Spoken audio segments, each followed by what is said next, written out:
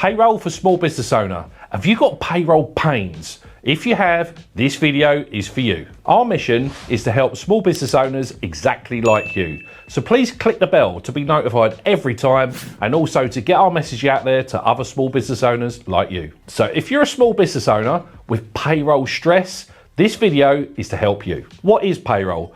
Payroll is a way where you pay for employees out your business and you deduct the right tax, national insurance, which both includes employees and employers, and also calculate any pension payments that are payable by the company and or by the employee. This information is sent to HMRC electronically. It's known as real-time information, and that will update their system so they know for each individual how much tax and national insurance they have paid against their records, as this will help them for pension payments in the future when they decide to retire, and also for their self-assessment if they're required to do an additional tax return too. Payroll can either be done internally or externally. If it's done internally, it will normally be done by yourself or maybe one of your team. Or if it's externally, you may be using a specific payroll bureau, or you may even be using your accountant to pay your payroll. There's no right or wrong answer for this. It's about what feels right and is also most economical to you. This question comes up a lot. Is director salary the same as wages? No, it's not, but from a payroll perspective, yes, it is. So when you're actually preparing your accounts, you will separate director salaries and you'll also separate wages. Wages can easily be a direct cost, which is in cost of goods sold, or it could actually be an admin expense, depending on the type of work that you do.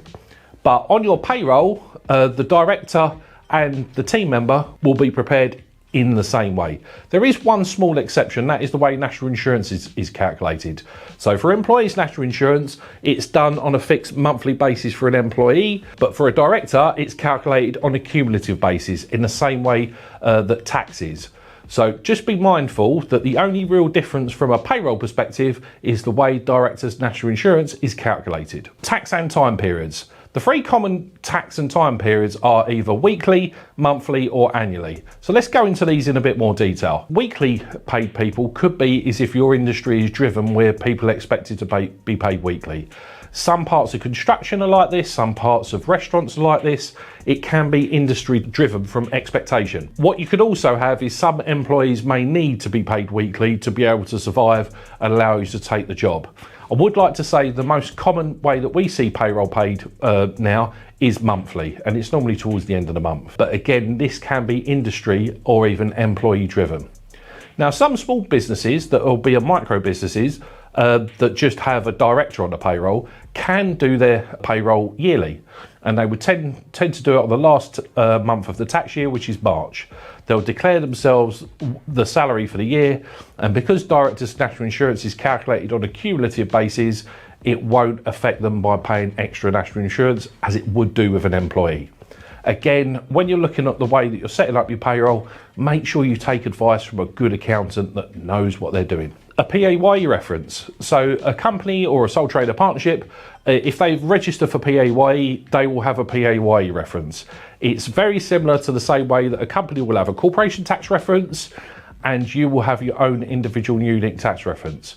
Every type of payroll transaction will go under your employee reference, so you have a detail of all the employees that have been employed by you, and it will sit underneath your banner of either your sole trader, limited company or partnership. The HMRC PAYE system is designed to collect the right amount of tax first time without the need for additional self-assessments to capture any under or overpaid tax. That's the design, it's not always an exact science. Now, people are allowed to earn a set amount per year tax-free, which is known as their personal allowance. This does change year on year. What you will have as a tax code is normally your single person's allowance, and then your tax and national insurance will be worked out based on whatever gross pay you have, and it should be fine. The reasons why your tax code could change could be if you've had underpaid tax in a prior year that they're collecting this year. You may have had benefits in kind, which could be medical health benefits. It could also be a company car and fuel allowance, to name a few. And these benefits that you had that are non-monetary value come off your personal allowance, which means that the system is collecting the tax for you. Now, sometimes HMRC get these wrong and sometimes they change. And what you should do via your portal, because you should have your own gateway is you should be able to download the tax coding changes directly into your software. Accounting software. Now, I'm old enough that when I did the AAT qualification, we did manual calculations for PAYE. I still remember it now looking at the tax tables. But in the modern day, with software out there, it makes much more sense to get the software to do the majority of the work for you. You just need to know whether there's rubbish in and rubbish going out. Now, if you're using an outside provider like a payroll company or an accountant, they will 100% guarantee be using software.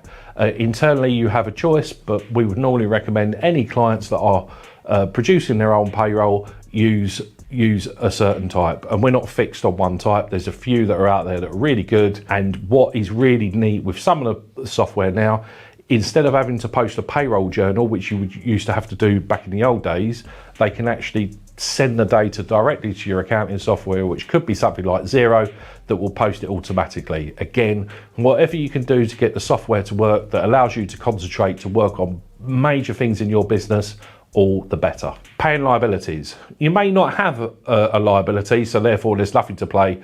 We can then move on. The second one is, if you're a small company, you have the option to pay your tax and national insurance on a quarterly basis.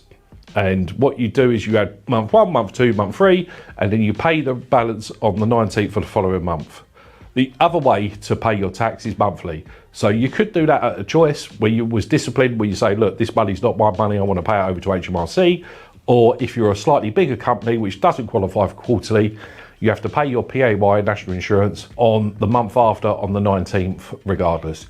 If you can either set this up via a BACS transfer, or even better, you could do it on direct debit, so you don't have to do that little bank payment yourself. I hope you found this video really interesting, but if you're looking to ways to actually save more tax, click my link below. We've got a book that's 70+ ways to pay less tax.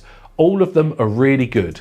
So take this opportunity and download yours today. If any questions have come up after this video, please click my discovery link below. This will allow you to book a call with me for half an hour. I'll take on board any questions you got, and I promise there'll be no pushy sales pitch.